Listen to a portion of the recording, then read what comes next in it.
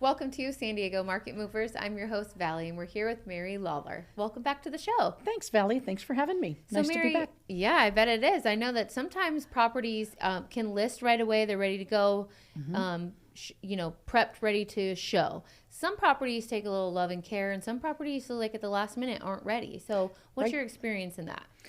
I experience it a lot because I do a lot of probate properties or fixers. And every situation is different.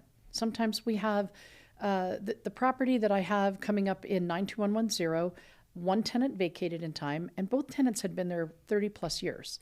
So one tenant vacated and the place was a mess. So it's been clean and Windexed.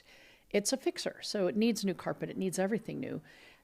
The other tenant he's a week over now. He'll probably need another week for a garage. He has vast amounts of stuff. And despite his lease being up, and despite subtle pressure, he's not going to be ready. I'm not in the business of making people homeless, but I also can't show the property with that many things inside it, even as a fixer, even as an investment property. So this is an example of modulating. I know the seller really wants to get it over with by the end of the year, but the reality is that's an artificial deadline. For tax reasons, I can see why she would want to do it, but the reality is we can't just kick someone out, even if they're, basically squatting at this point, which is kind of a mean thing to say, but it's true. He's just not organized in his move out. So for me, it's moving at the pace of both the seller and the tenant. And when the property's ready, it will take just a day to kind of lightly whip it into shape for investors to come through. So other homes are absolutely turnkey. I list those too. Absolutely gorgeous homes that are in perfect shape, but not always. The stars don't always align that way when you're a listing agent. Yeah, and a lot of times I think if you can have that foresight, you can avoid a lot of future problems if you just have a little patience, explain it to your client why it's in their best interest to just wait that out. Yep.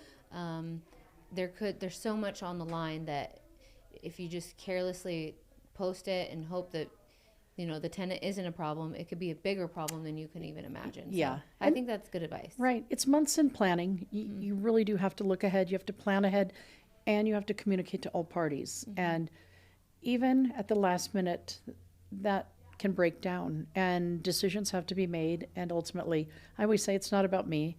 It's about waiting for the tenant to be ready, and it's about the property being ready to be shown and sold. So that's ultimately, that's our goal. Yeah, and I love that. Our agents here, definitely all of them put the client first. They put, absolutely. You guys are like true professionals. There's so many agents out there that look at the paycheck and they don't look at the long term and the future of the client. So I am very thankful for your professionalism. It's why you are successful. It's why you've been doing this as long as you have and will continue to be successful. I really appreciate that. Yeah. Thank you, Valley. Yeah. You're a pro too. I appreciate Thanks, Mary. that. You bet.